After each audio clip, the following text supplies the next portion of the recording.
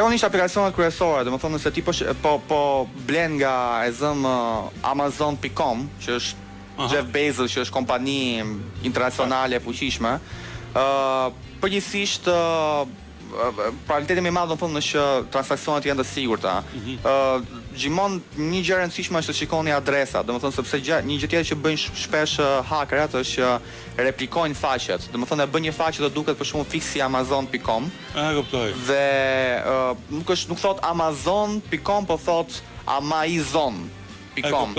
Dhe njerëzit nuk e shikojnë, nuk e vënë re dhe futen dhe mendojnë që po blen në Amazon, po ndërkohë që po blen diku tjetër. Çfarë janë, Një gjë e dytë është protokolli secure në SSL-ja, thonë ajo çfarë te adresa sipër për shembull duhet të thotë HTTPS. Ajo S-ja tregon që çdo komunikim mes teje dhe website-it ka tendencën të jetë i sigurt.